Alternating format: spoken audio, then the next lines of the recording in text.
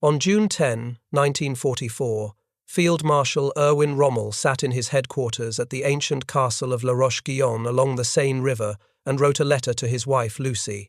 4 days had passed since the Allied invasion of Normandy. 156,000 troops had stormed ashore on 5 beaches. German forces were struggling to contain the beachhead, and Rommel, the legendary desert fox who had once chased the British across North Africa, found himself facing an enemy he could not outmaneuver. "The enemy's air superiority has a very grave effect on our movements," he wrote. "There is simply no answer to it." 37 days later, Allied fighter planes would strafe Rommel's staff car on a French country road, fracturing his skull in multiple places and ending his military career. 3 months after that, Hitler would force him to swallow cyanide in exchange for sparing his family. But the real death blow had already been delivered, not by assassins or conspirators, by the roar of American and British engines filling the skies over France, by an industrial colossus that German strategists had dismissed as incapable of fighting a modern war. This is the story of how air power broke the desert fox, and how one nation's misjudgment of another led to catastrophic defeat. The education began 2 years earlier, in the scorching sands of North Africa. Rommel had arrived in Libya in February 1941, with orders to rescue the faltering Italian campaign. Within weeks, he had transformed a defensive mission into a stunning offensive that pushed the British back hundreds of miles. His Africa Corps became legendary for speed, improvisation, and audacity. The British nicknamed him the Desert Fox, a grudging acknowledgement of his tactical brilliance. Throughout 1941 and the first half of 1942, Rommel seemed unstoppable. He outmaneuvered larger British forces repeatedly. He captured Tobruk in June 1942, taking 33,000 prisoners and vast quantities of supplies. The road to Cairo and the Suez Canal appeared open. Hitler promoted him to Field Marshal, the youngest in the German army. But Rommel was fighting a different kind of war than he realized. In the open desert, where armies maneuvered like fleets at sea, control of the air mattered more than in any previous campaign, and the balance of that control was shifting against him. The first serious warning came at Alamein in late August 1942. Rommel launched what he intended to be his final offensive toward the Suez Canal. His plan was characteristically bold. He would sweep around the southern flank of the British position, then drive north to cut off and destroy the Eighth Army. Speed and surprise would compensate for his numerical inferiority. The British knew he was coming. Ultra-intelligence intercepts had revealed his intentions. But more importantly, Air Vice Marshal Arthur Conyngham had assembled a formidable force. The Desert Air Force deployed over 560 aircraft plus 165 heavy and medium bombers from No. 205 Group. Against this armada, the Axis could muster fewer than 300 serviceable planes, many of them obsolete Italian machines. The plan began unraveling within hours. As his panzers crossed the minefields on the night of August 30 to 31, Royal Air Force bombers found them in the darkness.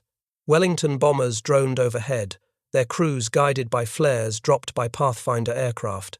The explosions continued through the night.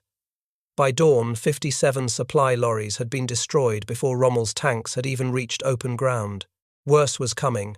As the Africa Corps pushed north toward Alamein Ridge on September 1st, the Desert Air Force attacked in waves. Fighters strafed vehicle columns. Light bombers hit tank concentrations. The sky seemed full of aircraft bearing British roundels.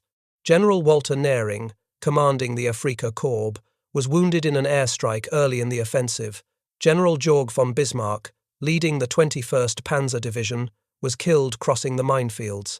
The command structure was being decapitated from the air.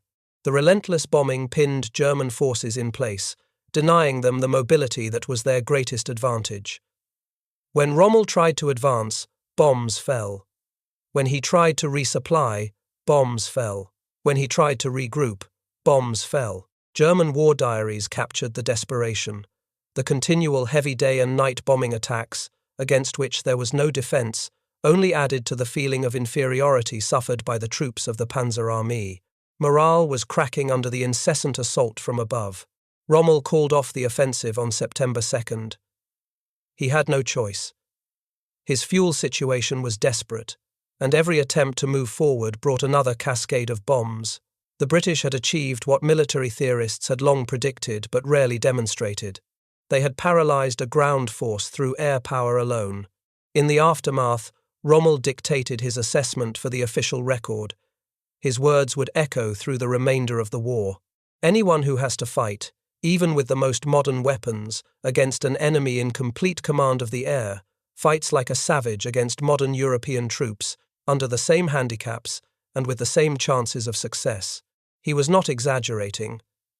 The non-stop bombing had pinned his army to the ground and rendered any smooth deployment or any advance by time schedule completely impossible. And then he wrote the words that would prove prophetic. In every battle to come, the strength of the Anglo-American Air Force was to be the deciding factor. Alam Halfa was merely the prelude. The Second Battle of El Alamein, which began on October 23, 1942, demonstrated what happened when air superiority became air dominance. The new British commander, General Bernard Montgomery, had spent 2 months building up his forces and coordinating with the Desert Air Force. He understood that ground and air operations must be synchronized. Conyngham positioned his squadrons to provide continuous coverage of the battlefield. The British had assembled approximately 1,500 frontline aircraft for the offensive. The Axis powers could muster fewer than 700, and many of those were obsolete Italian machines incapable of matching modern Spitfires and Hurricanes. On the first day alone, the Desert Air Force flew over 1,000 sorties. German and Italian pilots were simply overwhelmed by the numbers. During Operation Supercharge on November 2nd, the climactic phase of the battle, Allied aircraft flew 1,200 sorties and dropped nearly 400 tons of bombs in a single day. It was the biggest single day of air operations in the Desert Campaign. Rommel's forces had no answer. German and Italian fighters were swept from the sky. Anti-aircraft guns could not cover the vast desert battlefield. Supply convoys were hunted relentlessly from the air. Tanks that needed fuel sat immobile, while their fuel trucks burned on roads behind the front. The situation at sea was equally catastrophic. Malta, the island fortress that Rommel had wanted to capture, had become a dagger pointed at Axis supply lines. Submarines, aircraft, and surface vessels operating from Malta intercepted convoy after convoy. By September 1942, Allied forces were sinking 100,000 tons of Axis shipping monthly. This included 24,000 tons of fuel desperately needed by Rommel's panzers. Rommel had warned Mussolini personally about the Malta threat. Without Malta, he said, the Axis would end by losing control of North Africa. He was right, but the decision to capture Malta had been postponed repeatedly, and now it was too late. The retreat from El Alamein turned into a 1,000-mile withdrawal across Libya and into Tunisia. At every step, Allied aircraft harassed the retreating columns. Trucks burned on desert roads. Fuel dumps exploded before their contents could reach the panzers. The Royal Air Force and American squadrons perfected their tactics against retreating columns. Fighter bombers would attack the front and rear of a convoy first, blocking the road. Then they would methodically work through the trapped vehicles, destroying each in turn. German soldiers learned to scatter at the first sound of aircraft engines, abandoning their vehicles to seek shelter in the open desert. But the desert offered little shelter. Pilots could see men running across open ground. Some aircraft carried anti-personnel bombs designed specifically to kill exposed infantry. Others strafed with machine guns and cannon. The retreat became a gauntlet of fire from above. The proud Afrika Korps, which had once seemed invincible, was being ground down by an enemy it could not fight. Rommel watched his veteran formations shrink day by day. Tanks ran out of fuel and were abandoned. Artillery pieces were spiked when their ammunition was exhausted. The army that had threatened Cairo was dissolving under relentless air attack. The Tunisian campaign brought American air power directly into the battle. The United States Army Air Forces had been building strength in North Africa since November 1942. American P-40 Warhawks and P-38 Lightnings joined the Desert Air Force in increasingly devastating operations. The Germans and Italians attempted to resupply their Tunisian bridgehead by air. Giant transport planes flew from Sicily carrying fuel, ammunition, and reinforcements. It was a desperate gamble. The Allies systematically destroyed it. On April 18, 1943, 47 P-40 fighters and 12 Spitfires intercepted a formation of German Junkers, 52 transport planes attempting to reach Tunisia. The lumbering transports, slow and poorly armed, stood no chance against modern fighters. The engagement became known as the Palm Sunday Massacre. Allied pilots claimed 24 transports destroyed and 35 damaged in a single engagement. 4 days later came an even more devastating blow. On April 22, South African pilots flying Kitty Hawk fighters caught a formation of massive Messerschmitt 323 Gigant transports over the Mediterranean. These 6-engine aircraft were the largest land-based transport planes of the war, capable of carrying tanks and artillery. On this day, they were carrying 240 tons of desperately needed fuel. The South Africans dove into the formation. The Gigants, with their vast wingspans and sluggish maneuverability, were helpless. 14 of the 16 transports were shot down. Only 19 of 138 crewmen survived. The engagement became known as the Holy Thursday Massacre. The air transport bridge to Tunisia had been destroyed. Without supplies, the Axis forces could not hold. By May 13, 1943, the Axis position in North Africa collapsed. Over 260,000 German and Italian soldiers marched into prisoner-of-war cages. It was more than had surrendered at Stalingrad. Among them were veterans of the Afrika Korps who had once believed themselves invincible. Rommel had been evacuated from Tunisia in March, his health broken by the strain of the campaign. He suffered from exhaustion, depression, and physical ailments aggravated by years of desert warfare. But the lessons he had learned in the desert would haunt him for the rest of his life. He understood now what modern air power could do. The question was whether anyone in Berlin was listening. They were not. While Rommel recovered in Germany, the American war machine was reaching full production. The transformation defied belief. It represented the greatest industrial mobilization in human history. In 1939, the United States had possessed fewer than 800 first-line military aircraft. The Army Air Corps had numbered roughly 26,000 personnel. Major General Frank Andrews had called it a fifth-rate air force. Eddie Rickenbacker, the famous ace from the First World War, said America was 10 years behind Germany. The assessment was not exaggerated. The German Luftwaffe in 1939 fielded over 4,000 combat aircraft flown by some of the best-trained pilots in the world. German aviation factories had spent years perfecting their production methods. American factories still made civilian aircraft in small numbers, using craft production techniques. But America had something the Germans did not appreciate. It had the industrial base and organizational capacity to scale production beyond anything Europe could imagine. The automobile industry led the transformation. Factories that had made Fords and Chevrolets converted to making aircraft engines and airframes. Companies that had never built anything more dangerous than household appliances learned to manufacture machine guns and bomb sites. The skills developed for mass production of consumer goods transferred directly to weapons of war. By March 1944, the United States Army Air Forces had grown to 2.4 million personnel operating 80,000 aircraft. That represented a nearly 100-fold increase in personnel in less than 5 years. No military force in history had expanded so rapidly or so effectively. The production numbers tell the story. In 1941, American factories built just over 19,000 aircraft. In 1942, that number jumped to nearly 48,000. In 1943, production reached almost 86,000. And in 1944, the peak year, American industry delivered over 96,000 military aircraft. Consider what that final number means. 96,000 aircraft in a single year. That works out to more than 260 aircraft per day, every day, for an entire year. American factories were producing more planes in a month than Germany had possessed at the start of the war. The total for the war exceeded 295,000 planes. Germany, despite Albert Speer's heroic efforts to increase production, built fewer than 120,000 aircraft during the entire conflict. The Americans were outproducing them by more than 2 to 1. Individual production achievements boggled the mind. Ford Motor Company built the Willow Run plant outside Detroit, the largest factory under one roof anywhere in the world. At its peak, Willow Run delivered one B-24 Liberator bomber every 63 minutes.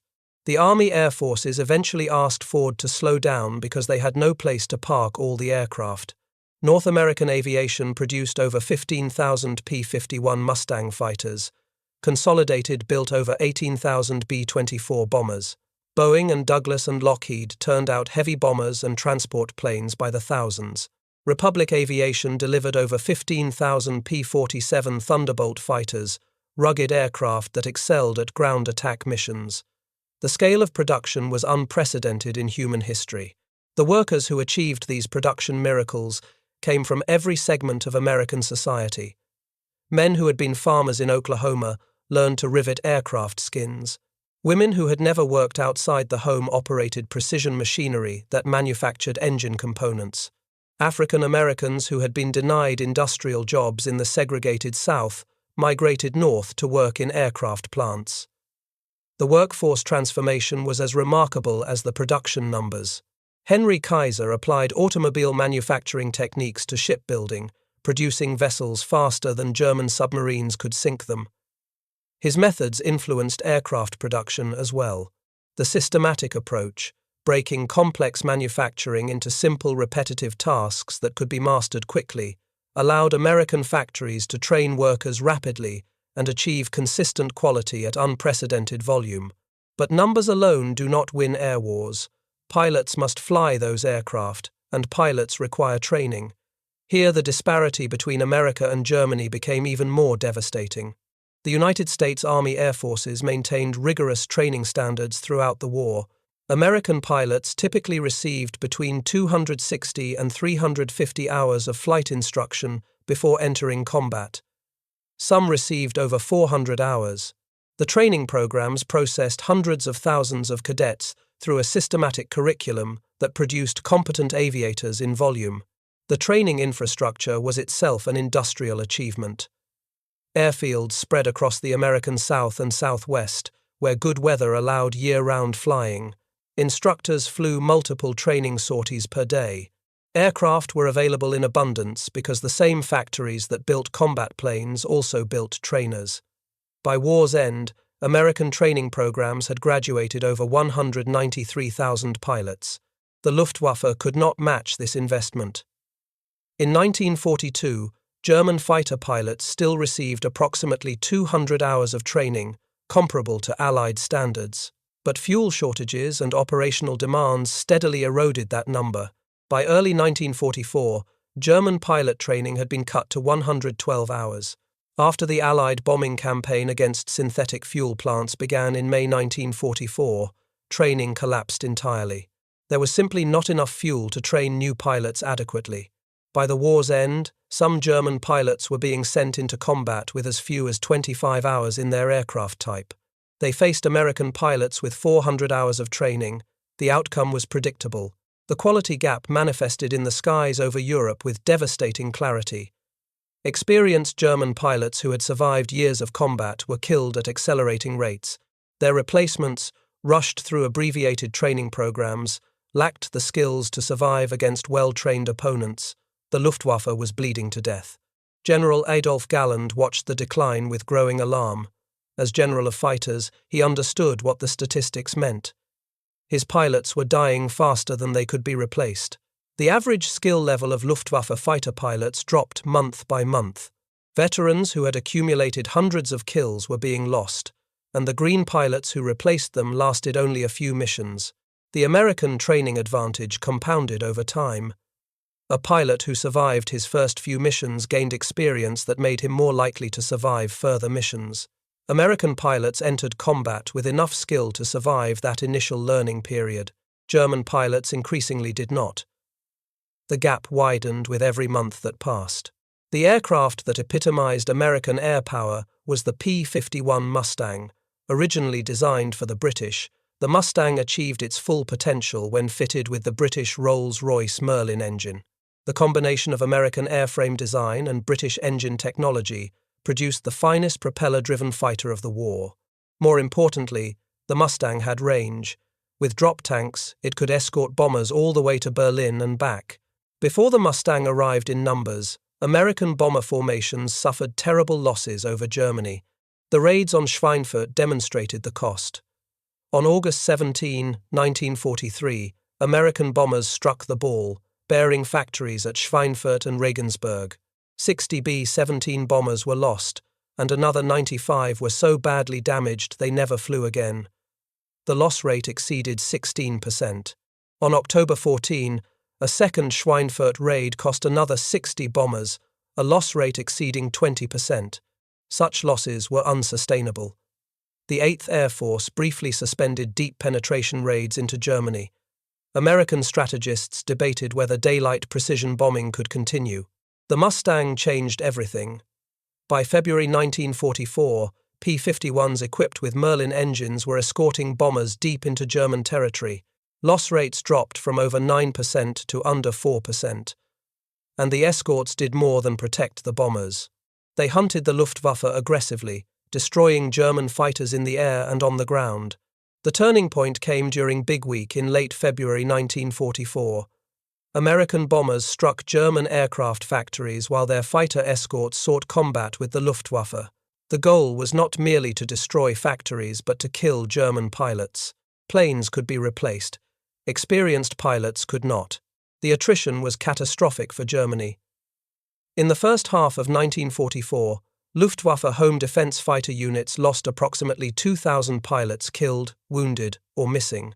March 1944 alone saw losses of over 56% of fighter aircraft and nearly 22% of fighter pilots. The Luftwaffe was losing irreplaceable combat veterans at a rate it could never sustain. Albert Speer, the Reich Minister of Armaments, identified the moment when the air war was lost. "I shall never forget the date May 12, he wrote after the war. On that day, the technological war was decided. He was referring to the first Allied attacks on German synthetic fuel plants. Germany had limited access to natural petroleum. The Romanian oil fields at Ploiești provided some supply, but these too came under sustained American attack. The war machine ran largely on synthetic fuel produced from coal at enormous industrial complexes scattered across Germany. The main facilities included the massive Lohner works near Mersburg, the largest synthetic fuel plant in the Reich. Lohner alone accounted for much of Germany's aviation gasoline production. When Allied bombers began systematically attacking these facilities in May 1944, the effect was immediate. The Americans assigned the mission to the 8th and 15th Air Forces. Heavy bombers struck Lohner 22 times during the war, dropping over 85,000 bombs on the complex. Each time the Germans repaired the damage, the bombers returned. Speer organized repair teams that worked around the clock, but they could not keep pace with the destruction. Within weeks of May 12, aviation fuel production plummeted from 175,000 tons per month to 30,000. By June, Speer reported that 90% of aviation fuel production had been knocked out. By September, production had collapsed to barely 5,000 tons, a staggering decline of over 97%.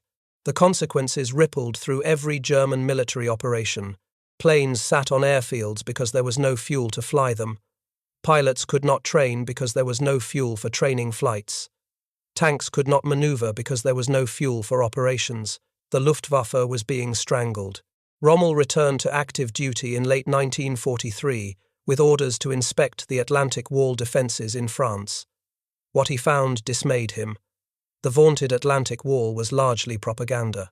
Concrete fortifications existed at major ports, but vast stretches of coastline remained lightly defended. He threw himself into improving the defences with characteristic energy. He ordered millions of mines laid on beaches and in the waters offshore. He directed construction of obstacles designed to rip the bottoms out of landing craft. He demanded more concrete bunkers, more artillery positions, more defensive depth. But he understood immediately that an Allied invasion was coming and that air power would be decisive.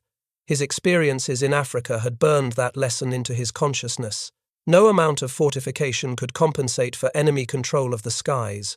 He tried to convince Hitler and the German High Command to position panzer divisions close to the beaches where they could counterattack before Allied air power could intervene. His argument was simple and based on bitter experience. If the tanks were held back in reserve, as traditional doctrine suggested, they would be destroyed during their approach march by enemy aircraft. The future battle on the ground will be preceded by battle in the air, Rommel argued. This will determine which of the contestants has to suffer operational and tactical disadvantages. He knew what those disadvantages meant. He had lived them in the desert. But the German command structure was paralyzed by competing interests and Hitler's interference. Field Marshal von Rundstedt, the Commander-in-Chief West, favored holding panzer reserves inland to maintain flexibility. Hitler insisted on controlling the reserves personally, ensuring they could not move without his direct authorization. The panzer divisions were positioned far from the coast, supposedly to allow flexibility in responding to the invasion. In practice, this meant they would have to move through territory dominated by Allied aircraft. Rommel knew this was a death sentence. He was overruled. D-Day came on June 6, 1944. The scale of the Allied air effort defied comprehension. The Allied air forces flew over 14,000 sorties that day. Heavy bombers struck coastal defenses before dawn. Medium bombers attacked transportation links inland. Fighter bombers roamed the battlefield hunting targets of opportunity. Transport aircraft dropped paratroopers behind German lines. The sky belonged to the Allies. The Luftwaffe managed barely 300 sorties in response. The disparity was so complete that only 2 German aircraft attacked the invasion beaches during daylight hours. 2 planes against an armada of 6,000 naval vessels landing over 150,000 troops. German soldiers looking up at the sky saw nothing but Allied aircraft. The question on everyone's lips was the same: where is the Luftwaffe? General Adolf Galland, the general of fighters, had no good answer. From the very first moment of the invasion, he admitted, the Allies had absolute air supremacy. His pilots were vastly outnumbered, short of fuel, and facing opponents who had dominated the skies over Europe for months. Rommel's fears proved justified within days. Panzer divisions trying to reach the front were savaged by Allied fighter bombers. The 2nd SS Panzer Division took nearly 3 weeks to travel from Toulouse to Normandy, a journey that should have taken 3 days. Every movement by day brought attacks. Columns had to disperse and hide during daylight, moving only at night. Lieutenant General Bodo Zimmermann, Chief Operations Officer of Army Group D, described the situation. The whole of the area through which the divisions must march was being most intensively patrolled by the Allied air forces. No road movement by day was possible in view of this air umbrella. Even movement at night became dangerous as Allied aircraft equipped with radar and flares hunted targets in darkness.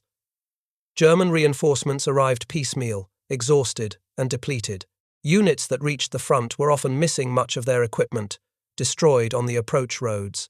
On June 10, Rommel wrote his letter home describing the situation as hopeless. The enemy's air superiority has a very grave effect on our movements. There is simply no answer to it. Field Marshal Gerd von Rundstedt, the Commander-in-Chief West, reached the same conclusion. After the war, he identified 3 factors that defeated Germany in France. First, the unheard-of superiority of your air force, which made all movement in daytime impossible.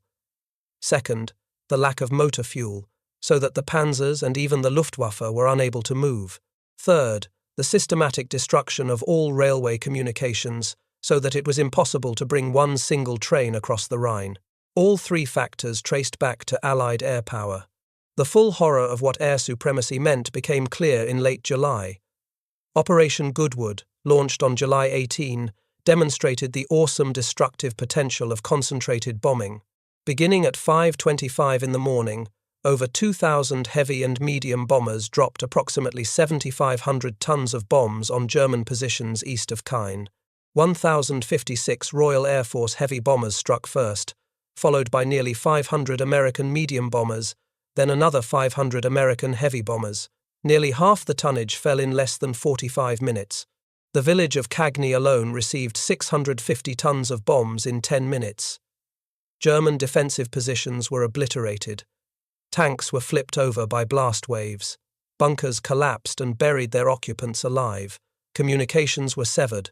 Men went mad from the concussion and noise. Dwight Eisenhower, the Supreme Allied Commander, called it the heaviest and most concentrated air assault hitherto employed in support of ground operations. It would not hold that distinction for long. Though German defences ultimately held at Goodwood, largely because some positions survived the bombardment, the operation achieved its strategic purpose. It fixed 8 of 10 German panzer divisions around Caen. Only 2 panzer divisions with approximately 190 tanks remained to face the American sector. The stage was set for the breakout. That breakout came on July 25 with Operation Cobra. The bombing began at 9:38 in the morning. Approximately 3,000 aircraft participated, including 1,500 heavy bombers, 400 medium bombers, and over 600 fighter bombers. They dropped more than 4,000 tons of bombs plus 60,000 incendiary devices on a target area measuring roughly 6,000 by 2,200 yards. The bombardment lasted 2 hours and 25 minutes. General Fritz Bayerlein commanded the Panzer Lehr Division, which absorbed the main weight of the attack. His division held positions directly in the path of the planned American advance. When the bombing stopped, there was no division left. Bayerlein's testimony, given during interrogation after the war, remains the most vivid description of what American air power could do. The bombers came as if on a conveyor belt, Bayerlein recalled. Back and forth the carpets were laid, artillery positions were wiped out, tanks overturned and buried, infantry positions flattened and all roads and tracks destroyed.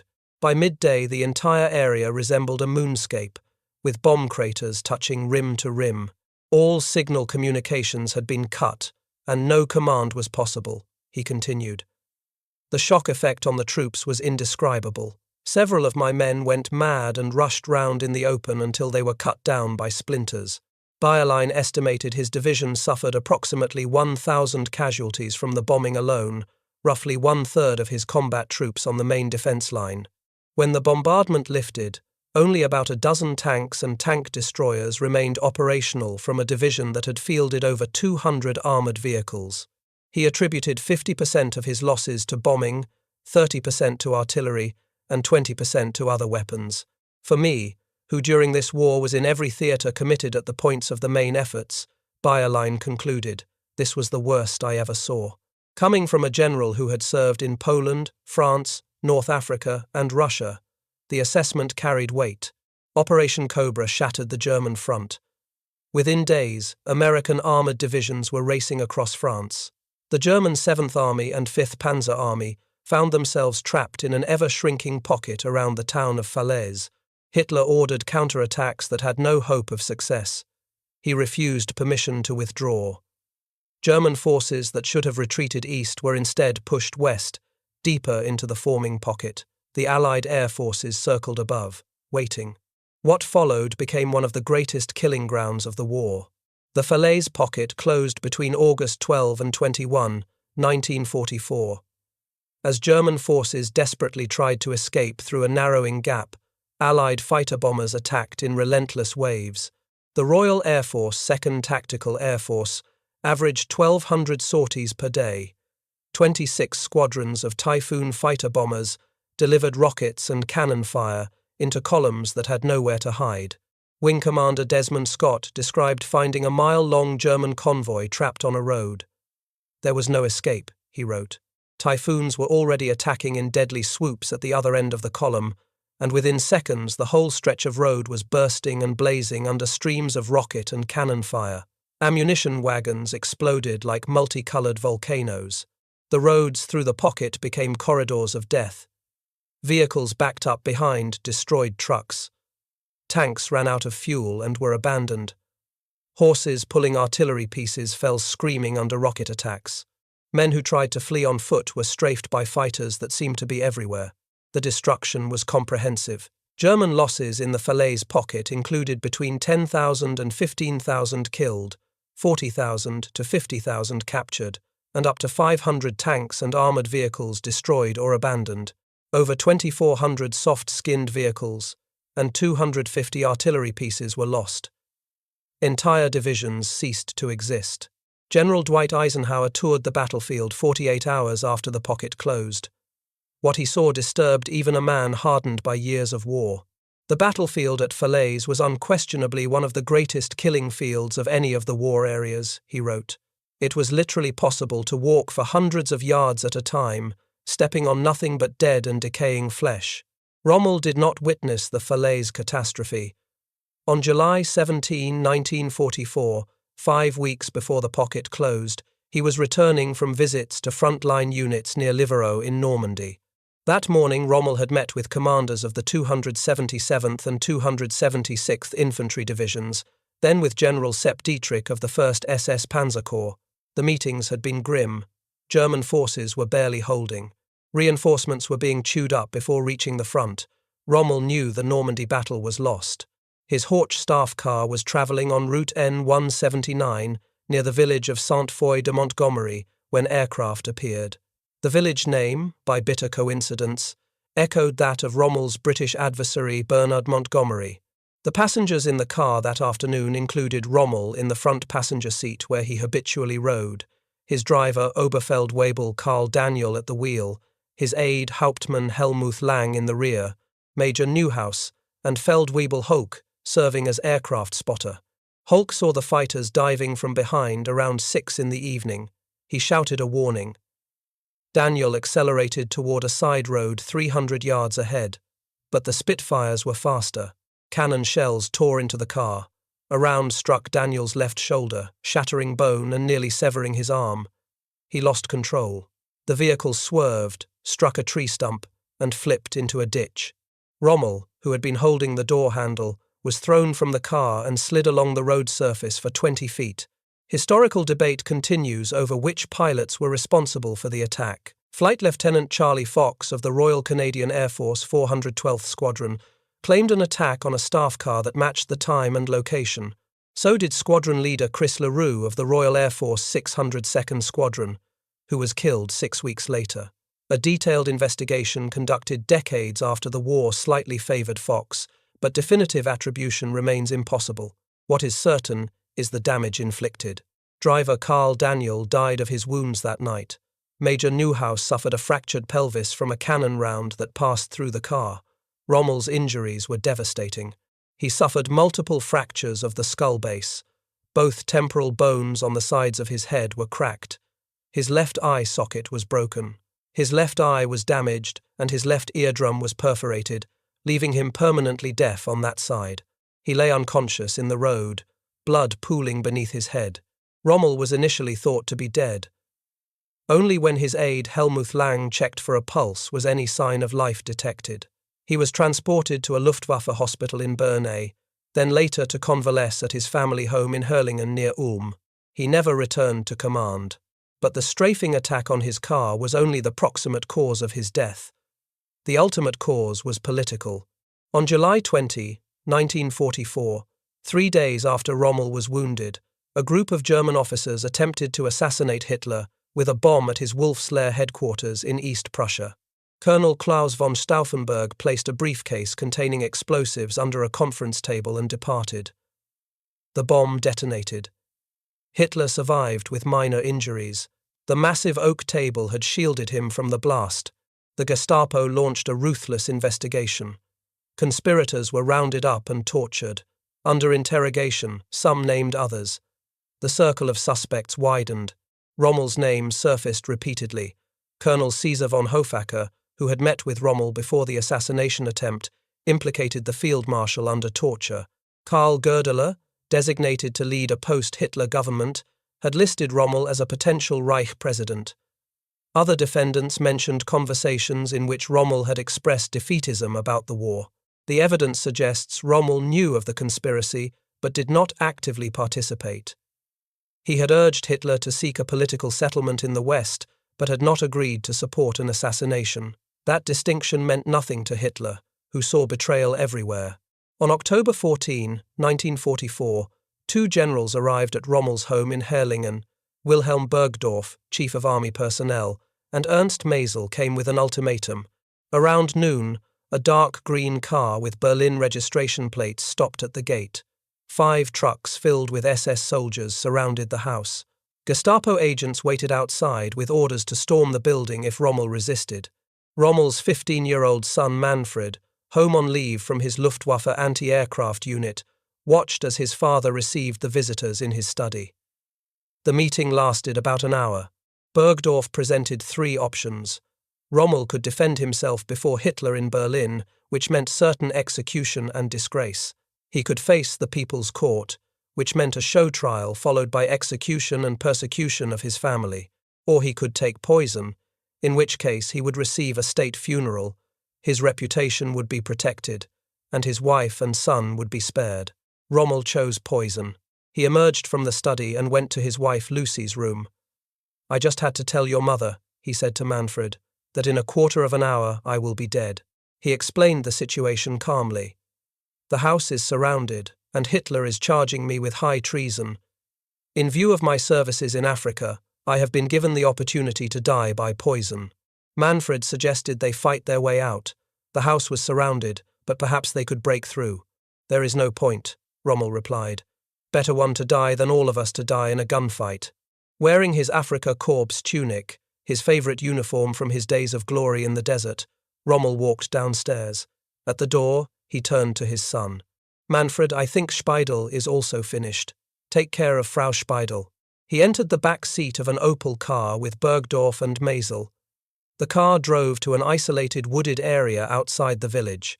SS Master Sergeant Heinrich Duss, who had driven the car, stepped away from the vehicle.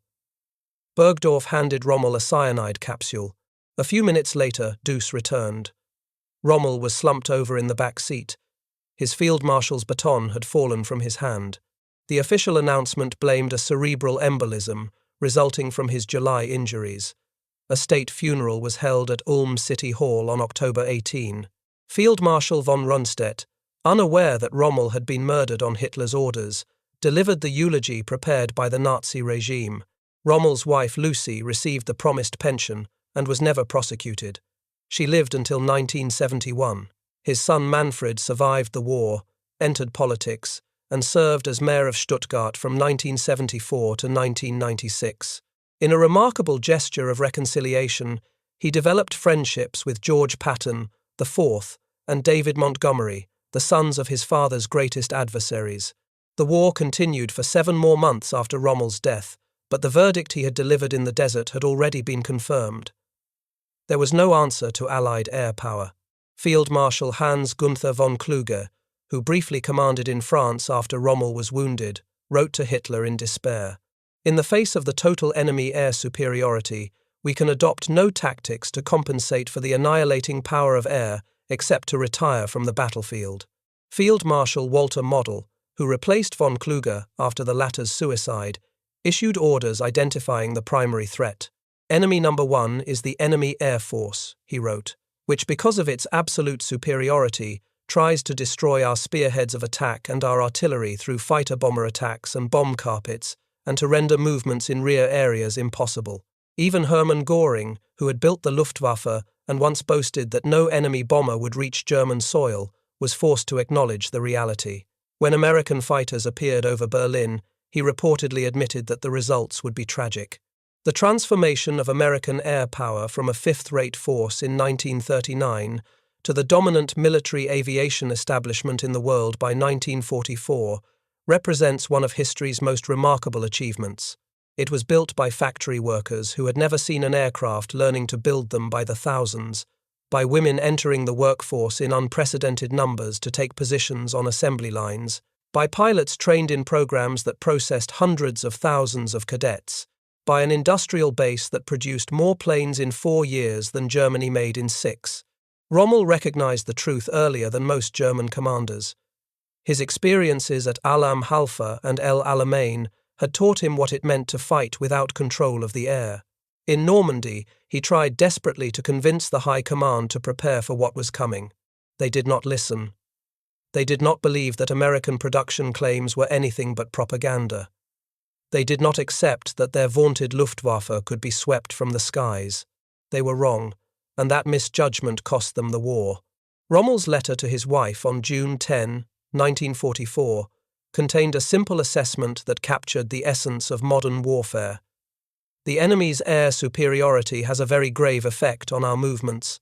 There is simply no answer to it." Those words served as his epitaph. They should serve as a warning to every military leader who underestimates an adversary, who confuses peacetime limitations with wartime potential, who fails to understand that control of the skies determines victory on the ground. The Desert Fox learned that lesson in the sands of North Africa. He tried to teach it to his superiors in Berlin. They refused to learn. The price of that refusal was paid in the killing fields of Normandy, where German soldiers died under skies they no longer controlled. If you found this story compelling, please take a moment to like this video. It helps us share more forgotten stories from the Second World War. Subscribe to stay connected with these untold histories. Each one matters. Each one deserves to be remembered. Leave a comment below telling us where you are watching from. Our community spans the globe, from veterans to history enthusiasts. You are part of something special here. Thank you for watching, and thank you for keeping these stories alive.